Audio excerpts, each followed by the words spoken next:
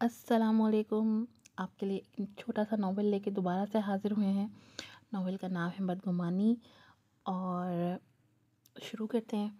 Channel کو like کیجیے گا، سب video کو لائک کیجیے گا، چینل کو سبسکرائب کیجیے گا۔ شروع کرتے ہیں۔ جو کسی کا برا نہیں چاہتے ان کے ساتھ کوئی برا نہیں کر سکتا، یہ میرے رب کا وعدہ ہے۔ میں اپنی اماں کے ساتھ رہتا تھا۔ ابا کا انتقال کافی سال پہلے ہو چکا تھا۔ میرے علاوہ ایک بڑا بھائی تھا جس کی شادی ہو چکی تھی۔ وہ لوگ دوسرے شہر میں رہتے تھے۔ وہ اکیڈمی میں ٹیچر تھا۔ ایک روز اچانک میری ماں ایک کمسن جوان لڑکی کو اپنے ساتھ گھر لے آئی تھی۔ وہ لڑکی مجھے دیکھنے میں بہت معصوم لگی تھی، جو مجھ سے نظریں چراتی پھر رہی تھی۔ اس کے آنے سے اماں کو کافی سہولت ہو چکی تھی۔ ان کا اکیلا پن دور ہو چکا تھا۔ میری اس لڑکی سے کوئی خاص بات چیت نہیں ہوتی تھی، مگر میں نے اکثر اس لڑکی کو نماز قرآن پڑھتے دیکھا تھا۔ میں شروع میں اماں سے بہت ناراض ہوا تھا کہ ایک انجان لڑکی کو اپنے گھر میں رکھ لیا، مگر اماں بضد تھی کہ یہ لڑکی کہیں نہیں جائے گی۔ وہ لڑکی جلد ہی اماں کے دل میں اپنی جگہ بنا چکی تھی۔ مجھے بھی اماں سے اور بحث کرنا مناسب نہیں لگا۔ وہ لڑکی گھر کے کام کاج کرتی نظر آتی تھی۔ وقت کا کام ہے گزر جانا۔ وقت اپنی رفتار سے گزر رہا تھا۔ وہ لڑکی اب ہمارے گھر کا فرد بن چکی تھی۔ اماں تو ہر بات میں اس لڑکی کو آگے رکھتی تھیں، لیکن مہینے بعد ہی یہ بات سامنے آئی کہ وہ حاملہ ہے۔ یہ بات قیامت کی طرح اماں پر ٹوٹی۔ اماں نے جب اس سے پوچھا تو اس لڑکی نے میرا نام لیا۔ مجھے اب اس لڑکی سے سخت نفرت ہونے لگی۔ میں تو اسے معصوم سمجھتا تھا، لیکن وہ تو چال باز نکلی تھی۔ اماں مجھے شک کی نگاہ سے دیکھ رہی تھیں۔ میں اپنی صفائی میں کچھ بولنا چاہتا تھا، مگر اماں نے میری کوئی بات بھی سننے سے انکار کر دیا تھا۔ میں الجھن میں مبتلا تھا کہ آخر یہ کیا وجہ ہے جس کی بنا پر اس لڑکی نے مجھ پر جھوٹا الزام لگایا۔ اماں مجھ سے بات تک نہیں کر رہی تھیں۔ میں نے سوچا کیوں نہ اس لڑکی سے ہی جا کر پوچھوں کہ آخر وہ یہ سب کیوں کر رہی ہے۔ ہاں، مانا کہ مجھے اس لڑکی کا ہمارے گھر میں رہنا بہت معیوب لگتا تھا، مگر اب مجھے کوئی مسئلہ نہیں تھا۔ سب کچھ معمول کے مطابق چل رہا تھا۔ پھر اچانک اس لڑکی نے مجھے پر ایسا الزام کیوں لگایا؟ میں نے اب دو ٹوک بات کرنے کا سوچا۔ میں گھر میں داخل ہوا تو مجھے وہ لڑکی باورچی خانے سے نکلتی ہوئی نظر آئی۔ میں نے اس کی جانب قدم بڑھا دیے، مگر میں ابھی اس لڑکی کی جانب بڑھ رہا تھا کہ اماں کی آواز میری سماعت سے ٹکرائی کہ رک جاؤ۔ میرے قدم تھم گئے۔ میں نے بے بسی سے اماں کی طرف دیکھا، جو کہ غصے سے مجھے دیکھ رہی تھیں۔ میں نے جیسے کچھ بولنا چاہا تو اماں مجھ سے پہلے ہی بول پڑی کہ آج شام کو تمہارا نکاح ہے، جو گناہ تم نے کیا ہے اس کو بھگتو۔ میں تو یہ بات سن کر حیرت سے اپنی اماں کو دیکھ رہا تھا۔ مجھے میری سماعت پر یقین نہیں آ رہا تھا۔ میں نے اپنی اماں کی جانب دیکھا، جو کہ اپنا فیصلہ سنا کر جا چکی تھی۔ وہ لڑکی بھی میرے کمرے کی جانب چل دی۔ میں انجانے الزاموں میں گرفتار تھا۔ میں جانتا تھا کہ میرا کوئی قصور نہیں ہے، مگر میں ناکردہ گناہ کی سزا کا حقدار بنا کھڑا تھا۔ مجھے یہ سب صورتحال سمجھ میں نہیں آ رہی تھی کہ آخر یہ زندگی نے میرے ساتھ کیا کھیل کھیلا ہے۔ اماں نے زبردستی میرا نکاح اس سے کروا دیا۔ میں نکاح ہوتے ہی گھر سے نکل گیا تھا۔ میں بے مقصد سڑک پر چل رہا تھا۔ مجھے سمجھ نہیں آ رہا تھا کہ آخر یہ لڑکی کیا چاہتی ہے، مجھے کیوں اماں کے سامنے مجرم قرار دے دیا ہے۔ میں اپنی سوچوں میں گم، نہ جانے کب گھر واپس آ گیا۔ کمرے میں آتے ہی مجھے اندازہ ہوا کہ کمرے میں کوئی اور بھی موجود ہے۔ جلد ہی میں پہچان گیا کہ یہ ضرور وہی لڑکی ہے جو کہ میرے کردار کو داغدار کر چکی تھی۔ میرے جسم میں ایک طیش کی لہر دوڑی۔ میں برق رفتار سے اپنے کمرے میں موجود بیڈ کی جانب بڑھا، جہاں کہ میری بیوی موجود تھی۔ میں نے بغیر کسی الیک سلیک کے اس لڑکی کو اپنے بازوؤں سے پکڑ کر زمین پر دے مارا۔ وہ لڑکی بھی شاید اس رد عمل کے لیے تیار نہ تھی اور سیدھا منہ کے بل زمین پر جا گری۔ اس سے پہلے کہ وہ لڑکی سنبھلتی، میں اس پر دھاڑا۔ تم اسی قابل ہو کہ میں نے کیا بگاڑا تھا تمہارا؟ تم نے کیوں مجھے میری اماں کی نظروں میں گرا دیا تھا؟ آخر تم نے یہ سب کیوں کیا؟ میں اس لڑکی سے جواب کا منتظر تھا، جو کہ اپنے لب سیے بیٹھی تھی۔ مجھے یہ بات مزید بھڑکا گئی کہ یہ مجھے جواب کیوں نہیں دے رہی ہے۔ میں نے اپنی بیوی سے کہا، تم سے کچھ پوچھ رہا ہوں، کیوں نہیں بول رہی؟ اب مگر اگلے ہی لمحے جو انکشاف میری بیوی نے کیا وہ سن کر میرے تو ہوش ہی گم ہو گئے تھے۔ مجھے یقین نہیں آ رہا تھا کہ یہ لڑکی اس حد تک گر سکتی ہے۔ میری بیوی نے میرے پاؤں پکڑ لیے اور کہا کہ آپ مجھے جو مرضی کہہ لیں، مگر یہ بچہ آپ اپنے بڑے بھائی کو دے دیں۔ میں تو یہ بات سن کر آگ بگولا ہو گیا۔ مجھے اپنی بیوی پر شدید غصہ آیا کہ آخر یہ عورت ہم سے کس غلطی کا حساب لے رہی ہے۔ میں نے ایک ہی جھٹکے میں اپنی بیوی کو اپنے مقابل کھڑا کیا اور پھنکارا کہ تم کیا بکواس کر رہی ہو؟ تم یہ کیسے کر سکتی ہو؟ بھائی کا ان سب میں کیا قصور ہے؟ تم کیوں ہم سب کو برباد کرنا چاہتی ہو؟ میں اپنی بیوی کو جھنجھوڑے کھڑا تھا، مگر وہ تو جیسے اپنے لبوں پر کفل لگائے ہوئے تھی۔ میں نے اپنی بیوی کی طرف سے کوئی جواب نہ پا کر خاموشی سے اپنے بازوؤں کے شکنجے سے آزاد کیا۔ مجھے اس چاتر عورت کی منطق سمجھ میں نہیں آ رہی تھی کہ آخر یہ کیوں ہم دونوں بھائیوں کو پھنسا رہی ہے، مگر مجھے اپنے سوالوں کے جواب نہ ملے۔ میں باہر صحن میں موجود میز پر جا کر سو گیا۔ اگلی صبح میں اماں کے اٹھنے سے پہلے ہی دفتر کے لیے روانہ ہو گیا۔ پورا دن میرا ذہن رات کو پیش آنے والے واقعات میں پھنسا ہوا تھا۔ مجھے اپنا دم گھٹتا ہوا محسوس ہو رہا تھا۔ میں نے کیا سوچا تھا کہ ایک خوبصورت اور خوب سیرت لڑکی سے شادی کروں گا، مگر زندگی نے ایک ایسی لڑکی کو میرا ہم سفر بنا دیا جو کہ باکردار بھی نہیں ہے۔ میں نے کیا سوچا تھا اور کیا ہو گیا؟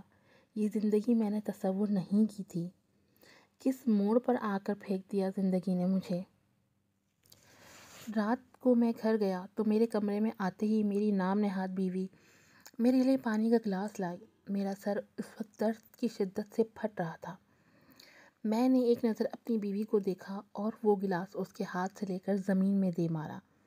یہ سب دیکھ کر میری بیوی تو میرا منہ دیکھ رہی تھی کہ اچانک شور پر اماں بھی میرے کمرے میں چلی آئیں، مگر جلد ہی ٹوٹا ہوا گلاس دیکھ کر واپس کمرے سے چلی گئیں۔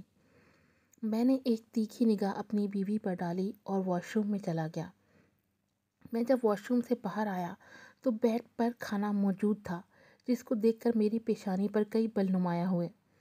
میں جانتا تھا یہ کھانا میری بیوی نے رکھا ہے، مگر یہ سب کر کے وہ سمجھتی ہے کہ میرے دل میں اپنے لیے جگہ بنا لے گی، تو یہ سب اس کی سب سے بڑی بھول ہے۔ میں نے کھانا اٹھایا اور اپنے کمرے سے نکل کر باہر ٹی وی لاؤنج میں موجود ٹیبل پر رکھ دیا۔ میری تمام کارروائی میری بیوی نے دیکھی مگر خاموش رہی۔ میں اپنے کمرے میں جا کر لیٹ گیا۔ نہ جانے کب نیند کی دیوی مجھ پر مہربان ہوئی اور میں گہری نیند سو گیا۔ اگلی صبح میری آنکھ کھلی تو مجھے یہ دیکھ کر خوشی ہوئی کہ میری بیوی کمرے میں موجود نہیں تھی۔ میں جلدی سے اٹھا اور دفتر جانے کے لیے تیار ہونے لگا، مگر جیسے ہی میں اپنے کمرے سے باہر نکلا تو اماں ناشتے کی میز پر بیٹھی تھیں۔ میں نے اماں کو سلام کیا، مگر اماں نے میری جانب سے منہ موڑ لیا اور میں نے باہر کی جانب قدم بڑھا دیا، مگر میرے قدم پل بھر کو تھمے جب میری بیوی نے نہ جانے کس خوش فہمی کے تحت مجھے روکا اور ناشتہ کرنے کی تاکید کرنے لگی۔ میں نے پلٹ کر اپنی بیوی کو دیکھا اور تیزی سے باہر کی جانب بڑھ گیا۔ میرا دفتر کا کام میں دل نہیں لگ رہا تھا۔ بار بار اماں کا روٹھا ہوا چہرہ میرے آنکھوں کے سامنے آ رہا تھا۔ مجھے اس لڑکی پر شدید غصہ آ رہا تھا جس کے جھوٹے الزام نے اماں کو مجھ سے بدگمان کر دیا تھا، مگر مجھے اماں بہت عزیز تھی۔ میں ان کی ناراضگی مزید برداشت نہیں کر سکتا تھا۔ میں شام کو جب گھر گیا تو دیکھا اماں نماز ادا کر رہی ہیں۔ میں اپنے کمرے کی جانب چل دیا، مگر جیسے ہی میں نے کمرے میں قدم رکھا اچانک میری نظر میری بیوی پر پڑی جو کہ نماز ادا کر رہی تھی۔ مجھے یہ دیکھ کر حیرانی ہوئی۔ میں نے حقارت سے اپنی بیوی کو دیکھا اور واش روم میں داخل ہو گیا۔ میں جب اپنے کمرے سے باہر اماں کے کمرے میں جانے لگا تو میری بیوی نے مجھے آواز لگائی اور کھانا کھانے کا کہنے لگی۔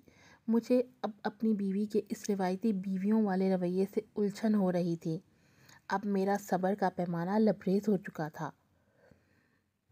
میں نے اپنی بیوی کو کسی خاطر میں نہ لاتے ہوئے کہا کہ تم سمجھتی کیا ہو خود کو؟ یہ سب کر کے کیا جتانا چاہتی ہو؟ میں ابھی مزید کچھ بولتا کہ اماں بھی میری آواز سن کر اپنے کمرے سے باہر آ گئیں اور بولیں، یہ کیا تماشے لگا رکھے ہیں تم لوگوں نے؟ میں اماں کی جانب لپکا اور کہا کہ اماں میں آپ کے پاس ہی آ رہا تھا۔ اماں نے مجھے دیکھا اور میری بیوی سے مخاطب ہوئیں کہ جاؤ اپنے کمرے میں۔ اماں مجھے نظر انداز کر رہی تھی، جو کہ مجھے قطعی برداشت نہیں ہو رہا تھا۔ میری بیوی نے اماں سے کہا، میں کھانا نہیں کھا رہا۔ اماں نے یہ بات سنی اور مجھے دیکھ کر گویا ہوئی، تم کیا چاہتے ہو؟ پہلے ہی تم نے اس بچی کی عزت خراب کر دی اور مجھے میری ہی نظروں میں گرا دیا، میری تربیت کی توہین کر دی، اور اب یہ سب تماشے لگا رہے ہو۔ تم مجھے اب عزت کی موت نصیب ہونے دو۔ میں تو اپنی اماں کے منہ سے یہ الفاظ سن کر لاجواب ہو گیا، مگر کچھ تاخیر سے بولا کہ اماں، میں نے کوئی عزت خراب نہیں کی ہے، یہ جھوٹ بول رہی ہے، اس نے مجھ پر الزام لگایا ہے۔ اماں نے میری بات سنی اور کہا، اچھا اس معصوم کو کیا ملے گا یہ سب کر کے؟ میں نے کوئی جواب نہیں دیا۔ اماں پھر سے گویا ہوئی، غلطی کی ہے اس کو تسلیم بھی کرو۔ مجھے تو اس بات پر آگ ہی لگ گئی۔ میں نے اماں سے کہا، اماں میں نے کوئی غلطی نہیں کی، نہ میرا کوئی قصور ہے، آپ مجھ سے بدگمان نہ ہوں۔ مگر اماں مجھ سے منہ موڑ گئی۔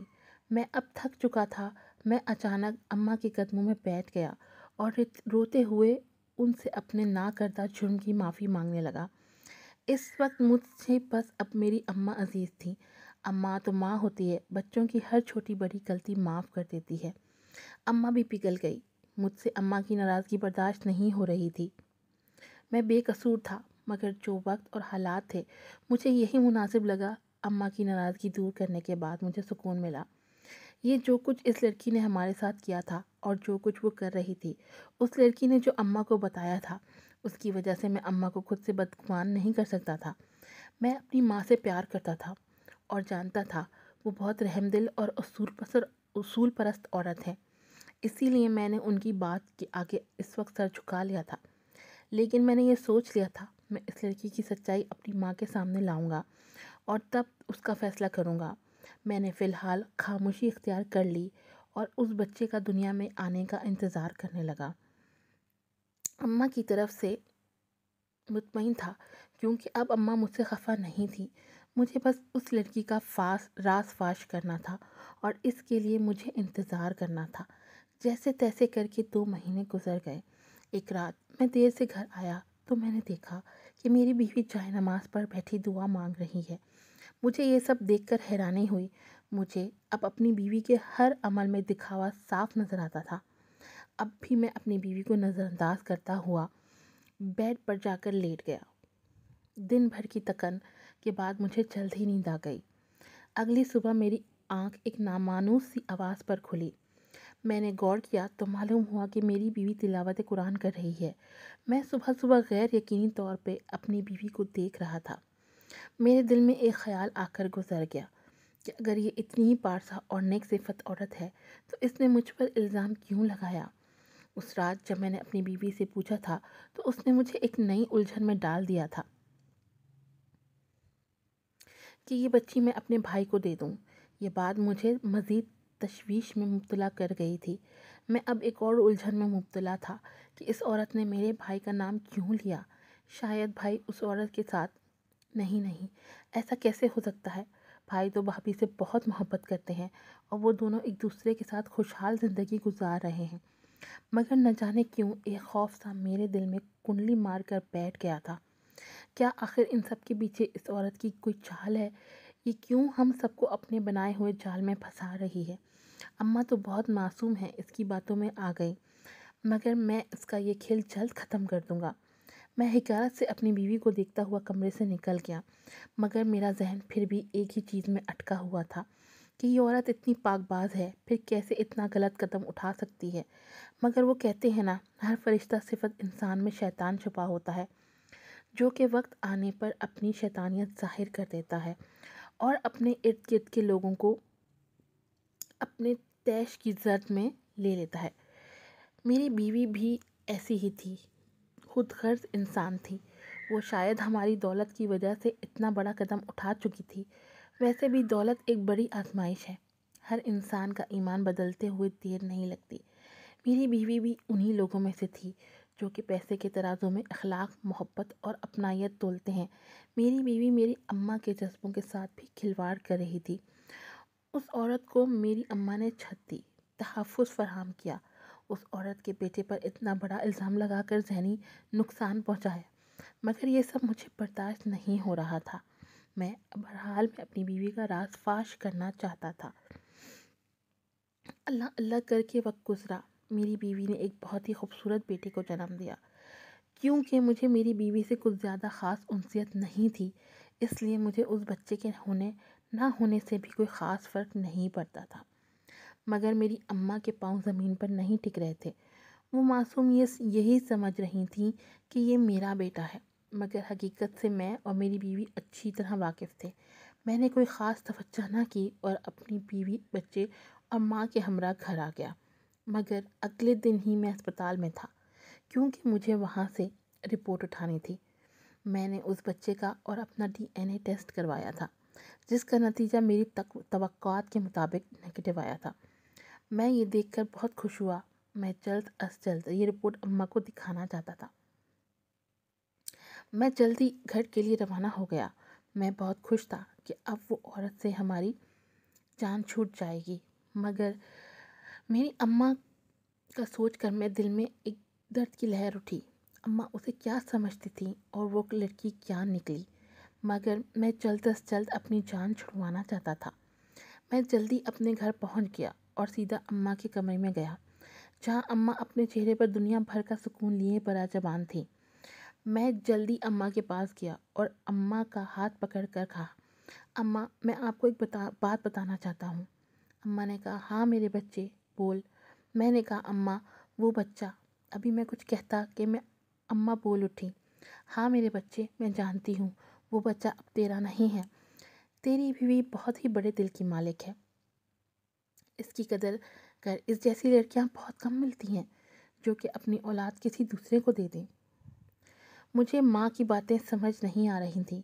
میری بات تو سن لیں۔ اماں نے کہا، بیٹا تمہاری بیوی بہت عظیم ہے، اس نے اپنا بچہ تمہارے بڑے بھائی کو دے دیا۔ میں نے کہا، اماں یہ سب باتیں اس کی چال ہوں گی۔ اماں نے مجھے دیکھا اور کہا، یہ کیا بکواس کر رہے ہو تم؟ میں نے اماں سے کہا، یہ دیکھیں رپورٹیں، یہ بچہ میرا نہیں ہے، آپ کی بہو جھوٹ بول رہی ہے، اس نے مجھ پر الزام لگایا تھا، میں نے اس کی کبھی عزت خراب نہیں کی، یہ سب اس نے جھوٹ بولا تھا۔ اماں مجھے غیر یقینی طور پر دیکھنے لگی اور بولی، تم جھوٹ بول رہے ہو، ایسا کیسے ہو سکتا ہے؟ کوئی عورت اپنا دامن کیوں داغدار کرے گی؟ میں نے کہا، اس کا جواب تو آپ کی بہو ہی دے سکتی ہے۔ اماں میرے کمرے کی جانب چل دیں، جہاں میری بیوی موجود تھی۔ اماں نے جاتے ہی دو ٹوک لہجے میں میری بیوی سے پوچھا کہ کیا میرا بیٹا سچ کہہ رہا ہے؟ تم نے اس پر جھوٹا الزام لگایا تھا؟ میری بیوی نے مجھے اور اماں کو دیکھا اور لپک کر میری ماں کے پاؤں پکڑ لیے اور زاروں قطار رونے لگی۔ اماں کو کچھ سمجھ نہ آیا اور اماں نے تڑپ کر پوچھا کہ تم کیوں رو رہی ہو؟ میری بیوی نے ہچکیاں لیتے ہوئے کہا، آپ کے بیٹے بالکل بے قصور ہیں، میں نے ان پر جھوٹا الزام لگایا تھا، یہ بچہ مجھے خود نہیں معلوم کس کا ہے۔ اماں نے تو حیرت سے اپنے منہ پر ہاتھ رکھ لیا اور مجھے دیکھتے ہوئے بولی، یہ تم کیا کہہ رہی ہو؟ میرے بیٹے نے تمہارا کیا بگاڑا تھا؟ میں نے بھی پوچھا کہ آخر تم نے یہ سب کیوں کیا؟ تب جو راز ہمارے سامنے کھلا وہ میرے اور ماں کے لیے ناقابل یقین تھا۔ میری بیوی نے بتایا کہ وہ اپنے ماں باپ کی موت کے بعد بے یار و مددگار سڑک کے کنارے بیٹھی تھی۔ رات کے نہ جانے کس بحر علاقے کے کچھ بدماش لڑکوں نے مجھے زیادتی کا نشانہ بنایا، مگر میں ان کو پہچان نہ سکی۔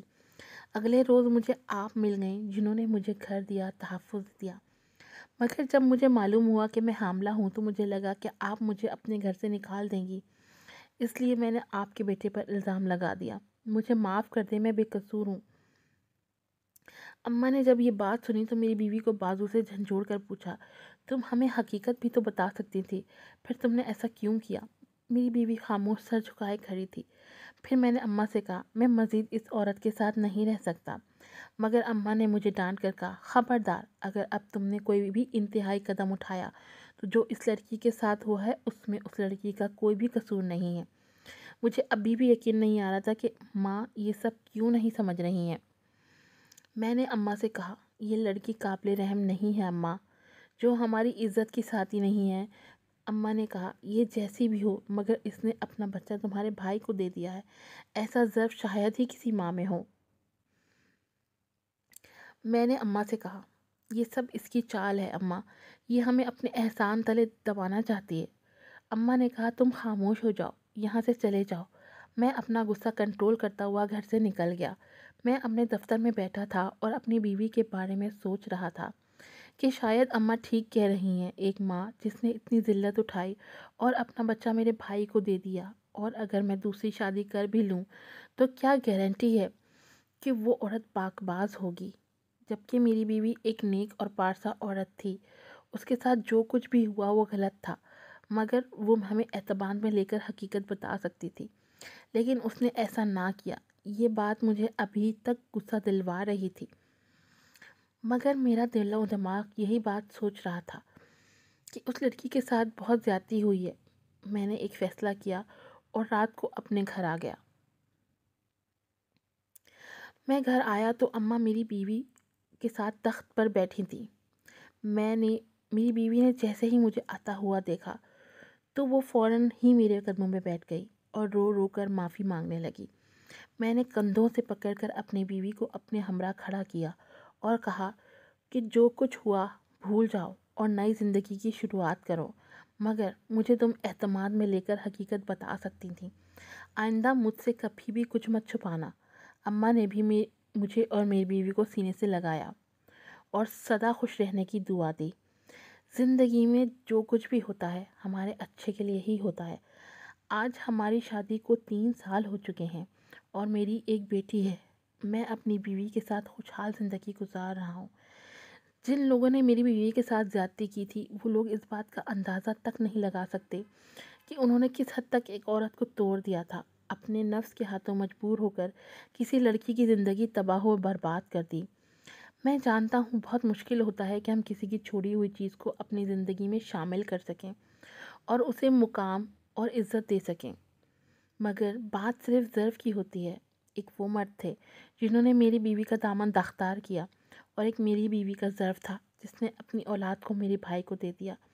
مجھے کبھی کبھی سوچ کر خود پر شدید غصہ آتا ہے کہ میں نے اپنی بیوی سے کتنا تلخ رویہ رکھا، مگر انسان کو بدگمان ہونے میں دیر نہیں لگتی۔ یہ بات مجھے دیر سے ہی صحیح مگر سمجھ آ چکی تھی کہ زندگی میں جو ہوتا ہے وہ ہمارے نصیب میں لکھا ہوتا ہے، اور ہر چیز اپنے وقت پر ہوتی ہے۔ آج میں ایک پرامن زندگی گزار رہا ہوں، کوئی بھی خلش میرے دل میں موجود نہیں ہے۔ جو وقت تھا گزر گیا، اب آنے والے وقت میں میری زندگی کا بہت اچھا وقت ہوگا۔ میں اپنی ازدواجی زندگی میں بہت خوش ہوں اور اپنی بیوی سے بہت محبت کرتا ہوں۔ آخر میں یہی کہوں گی، معاف کر دینے سے انسان کی اپنی روح پاک ہو جاتی ہے۔